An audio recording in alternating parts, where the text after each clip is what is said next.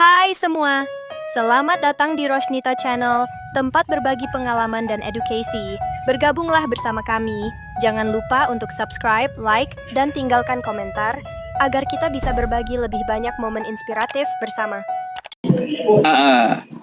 Bang Martin, ada yang mau ditanyakan malam ini? Tadi saya lihat Pak Yusuf, saya kasih lihat Pak Yusuf dari tadi pusing terus. Kenapa tuh? Kenapa tuh? Karena yang naik tukang ledeng, tukang burung, tukang pacul, sama tukang macam-macam. Jadi Iya. Kasihan kali Bang. Nanti kau malah di demo Kristen lainnya pula bilang mereka tukang ledeng. ya memang kenyataan gitu, ngelantur kemana-mana, saya jadi malu sebenarnya.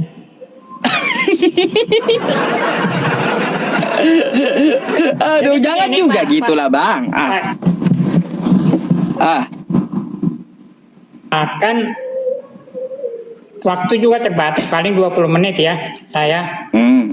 Nah, jadi gini, Ya, boleh lah. dari tiga pertanyaan yang dari tadi, saya udah agak lupa itu apa itu namanya, kok inkonsisten Yesus atau apalah gitu, pernikahan, hukum pernikahan atau apalah. Coba Pak, mana tahu bisa saya luruskan kan gitu. Ya coba Bang, saya ke judul ini dulu. Ada nggak aturan nikah di Bible? Itu yang Pak Yusuf inginkan aturannya bagaimana?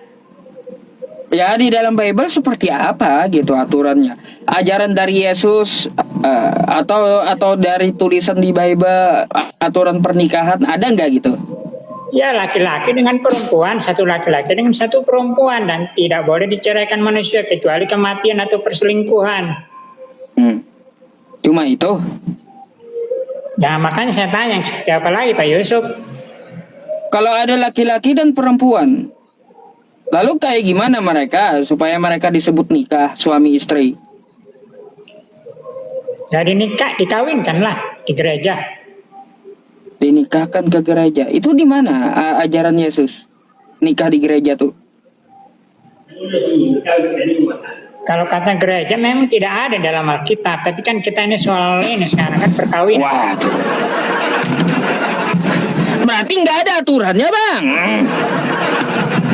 Kalau Yesus aja nggak ada menyuruh nikah di gereja, nggak ada lah, kayak gimana bisa disebut suami istri? Nanti mereka kumpul kebo pun ya disebut juga suami istri nanti. Artinya apa? Beragama ya suka-suka kita kayak gitu, bikinan sendiri.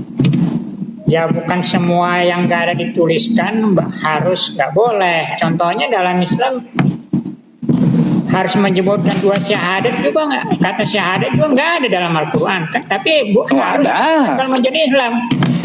Ada kosakata la ilaha illallah ada dalam Quran, Muhammadur Rasulullah ada dalam Quran, ada kata syahadat, disuruh syahadat gitu. Jadi kalau masalah syahadat, Quran surah Al-A'raf ya, alastu bi rabbikum qalu bala syahidna. Kosakata syahadatain itu dari kosakata syahada. Qalu bala syahidna. Ya, kami berkata dan bersaksi, kan kayak gitu ada. Cobalah tunjukkan di mana ayatnya. Tentang masalah syahadat apa isinya? Bukan isinya, perintah itu. Oh, perintah pengambilan kesaksian. Pengambilan kesaksian. Islam kan gitu. Oh.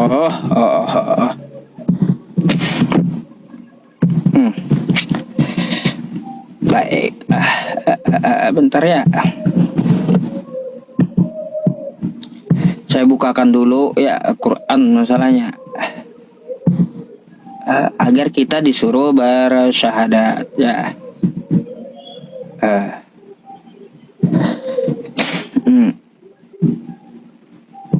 Bentar Bang ya.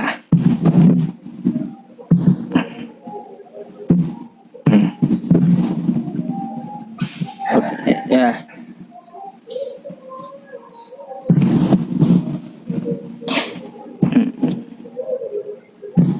Nih.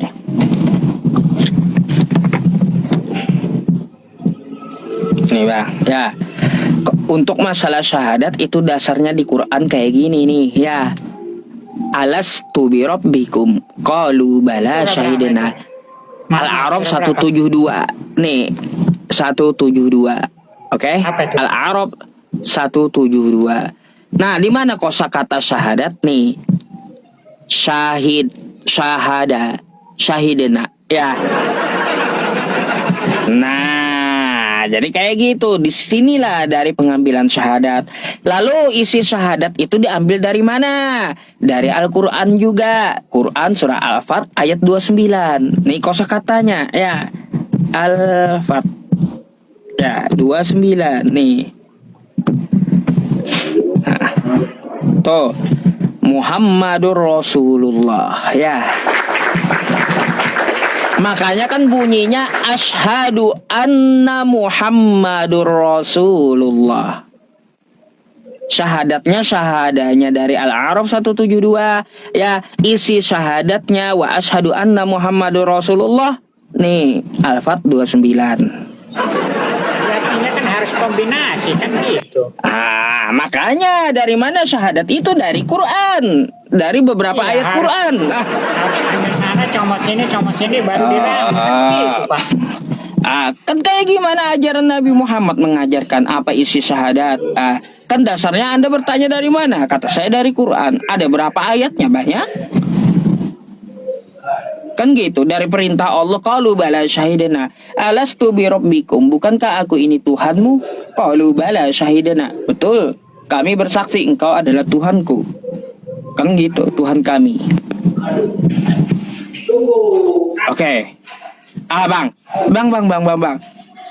Coba saya mau tanya lagi ya sama abang tentang masalah larangan. Ada nggak larangan laki-laki menikah sesama laki-laki di Kristen? Di mana itu? Di mana tuh? Coba buka Matius 19 ayat 4. Matius 19 ayat 4 ya.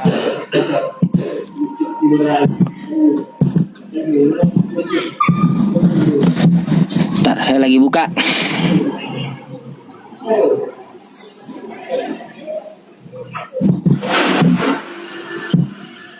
Teman-teman, agak berat nih laptop udah. Ayat 4 dan 5. Tidakkah kamu baca bahwa ia menciptakan manusia sejak semula menjadikan mereka laki-laki dan perempuan? Bukan larangan ini ya. Ayat 5. Bentar. Lanjut lagi. Dan firman-Nya, sebab itu laki-laki meninggalkan ayah ibunya dan bersatu dengan istrinya. Bang, perhatikan pertanyaan saya ya. Adakah larangan di Kristen, di Bible, laki-laki menikah dengan laki-laki? Larangannya. Jadi kalau sudah ini perintahnya bahwa satu laki-laki dengan satu perempuan, yang lain tidak boleh, Pak Ustadz. Ya, ini kan aturan laki-laki dengan perempuan. Lalu larangan laki-laki sama laki-laki, wanita dengan wanita mana?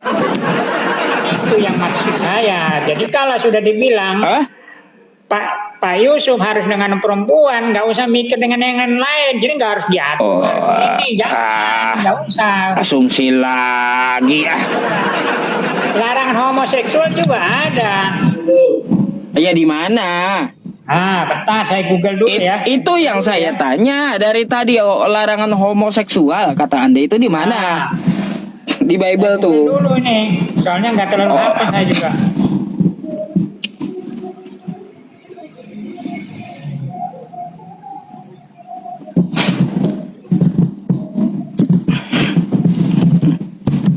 Agak lama kalau nyari-nyari begini ya. Enggak apa-apa.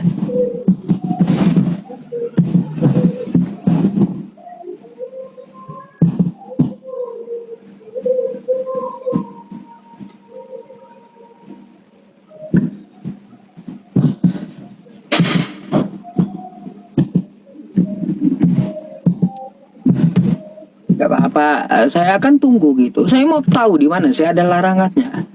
Kalau nggak ada larangannya berarti boleh laki-laki sama laki-laki nanti ya. Bahaya gitu, bahaya. Makanya saya bilang, kalau siapa tahu kan Tuhan menyatukan laki-laki dengan laki-laki. Nggak bisa dipisahkan pula nanti. Makanya saya bilang mungkin, Pak. hanya ambeien yang memisahkan mereka. Dalam penciptaan itu kan sudah jelas satu perempuan, satu laki-laki, bukan buat bukan buat 4 perempuan penciptakan kan itu, Pak. Makanya yang saya tanya tuh larangan homoseksual, larangan LGBT, terus larangan apa? Larangan apa perempuan dengan perempuan apa namanya? Lesbian gitu. Nah, ini belum nemu-nemu saya nih. Soalnya terlalu banyak ini. Memang nggak ada kali ya. Pernah saya baca. Masa nggak nemu-nemu? Pernah, cuma kan ini kalau nyari-nyari lagi agak lama memang.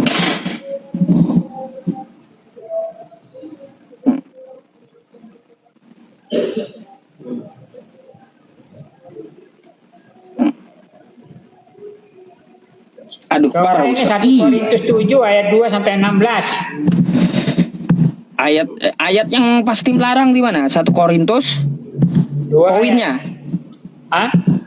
1 Korintus 1 Korintus 7 ayat 2 7. sampai 16. Dari 2 sampai 16 tuh yang mana larangannya?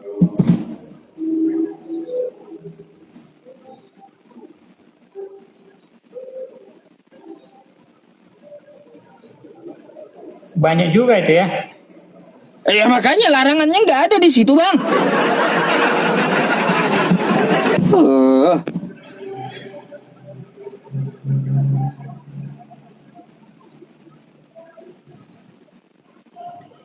Udah hilang lagi ya. Oh ini 7 2 16 ya.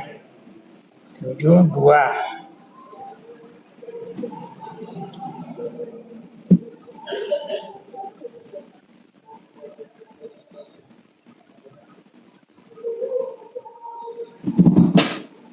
Ustadznya Ya, kena baca ya. pembatasan ya. Iya Tapi teman-teman saya. mengingat bahwa percabulan, baiklah setiap laki-laki mempunyai istrinya sendiri dan setiap perempuan mempunyai suaminya sendiri. Hendaklah suami memenuhi kewajiban terhadap istrinya, demikian pula istri terhadap suaminya. Itu urusan Tidak suami istri berkuasa yang kau atas baca tuh, tubuhnya Bang. Sendiri. Tetapi suaminya demikian pula suami tidak berkuasa atas tubuhnya sendiri, tapi istrinya. Janganlah kamu saling menjauhi kecuali dengan persetujuan bersama untuk sementara waktu, supaya kamu mendapat kesempatan untuk berdoa. Sesudah itu hendaklah kamu kembali hidup bersama-sama, supaya iblis jangan menggoda kamu karena kamu tidak tahan Bang, saya juga buka yang anda baca tuh nggak ada larangan laki-laki sama laki-laki. Itu urusan masalah rumah tangga suami istri. Beda. Iya, jadi intinya yang diizinkan, yang dibolehkan dalam Kristen itu hanya satu laki-laki dengan satu perempuan. Harusnya sudah jelas Pak Ustadz. Gak usah lagi harus ini, harus itu kan.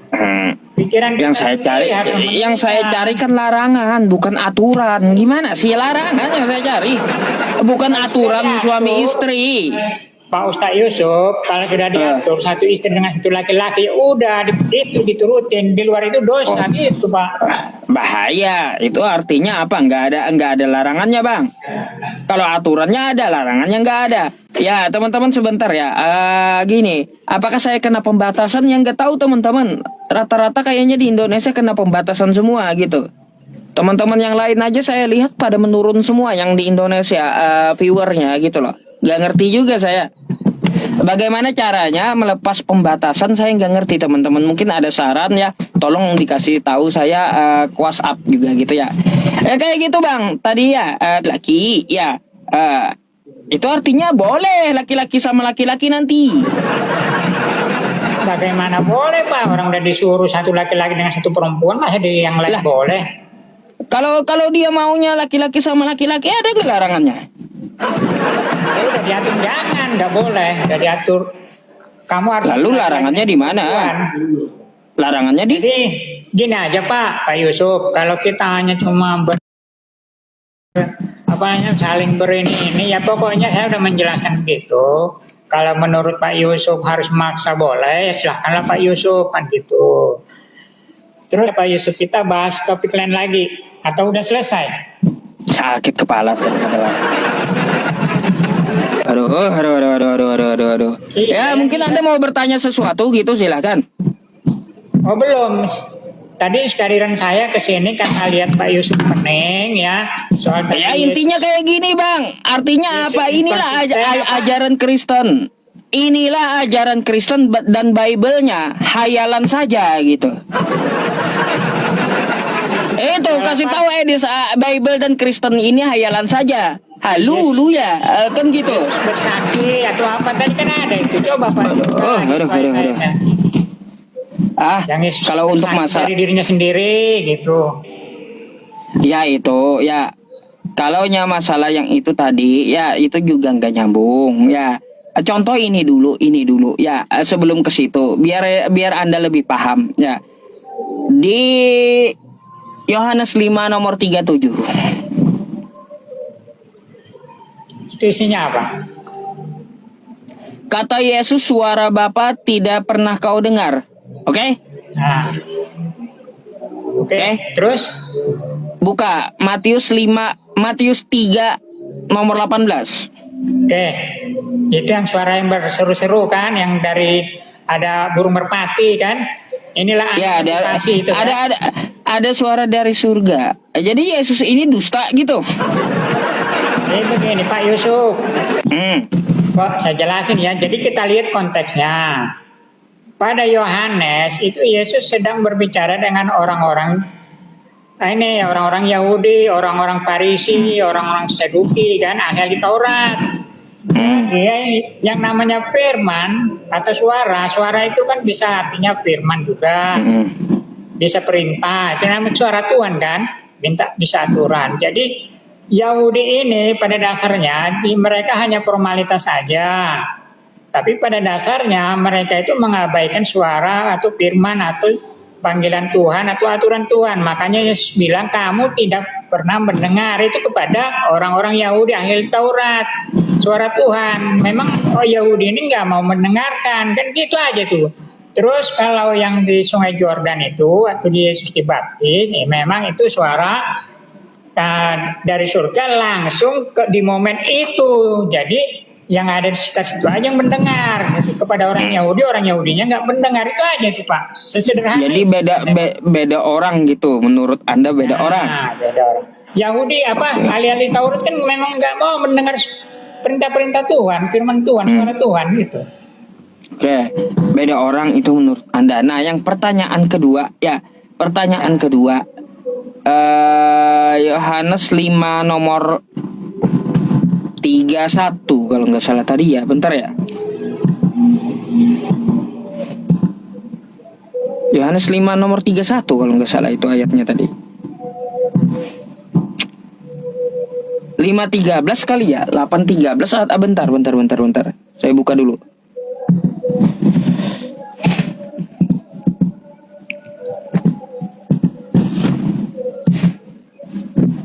Bentar ya. Ya teman-teman susah, ada pembatasan, bingung juga. Besok saya coba pakai VPN dulu ya.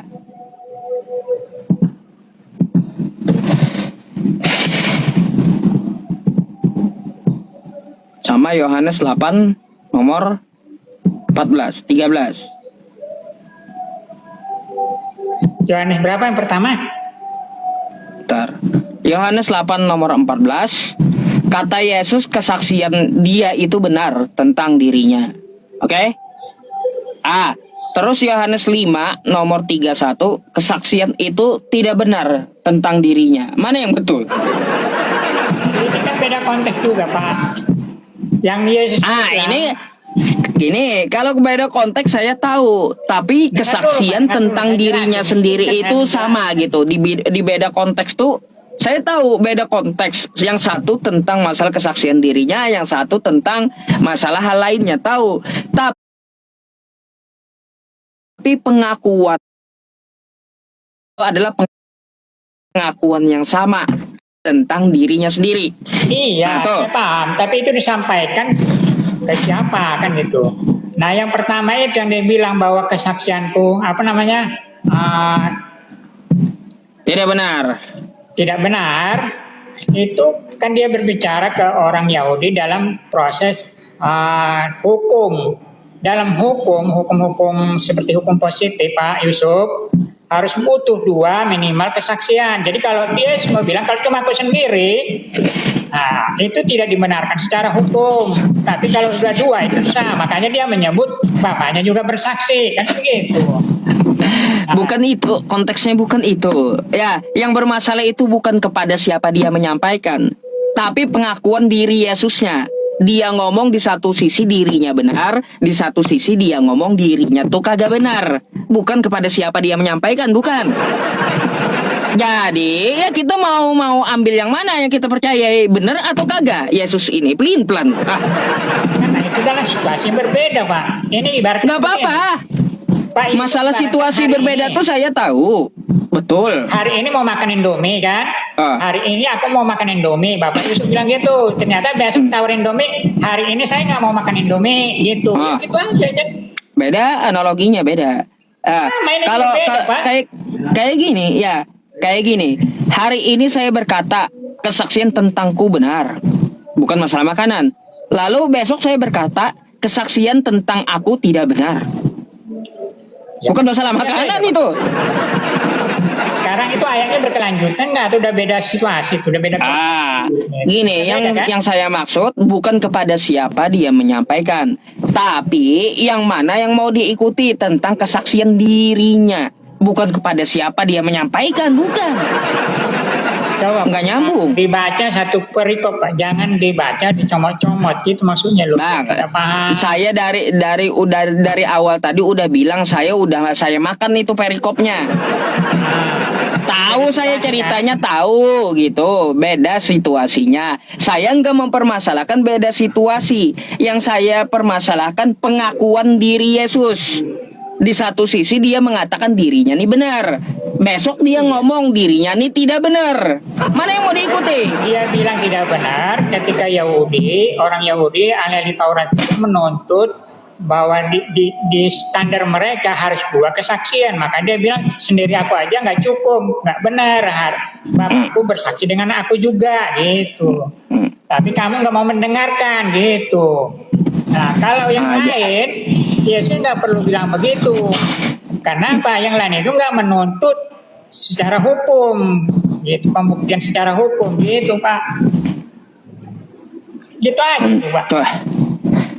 Jadi kayak gini, Bang ya. Jadi kayak gini. Anda sebaiknya baca lagi deh kitab yang saya sampaikan tadi ya. Udah, karena ini kan sebenarnya masalah lama, ini nggak ada yang baru Pak di dalam apologetik. Bukan masalah lamanya. Itu Anda ngelesnya kayak gitu. Jadi kayak gini, di satu sisi Yesus mengatakan aku bersaksi itu benar gitu.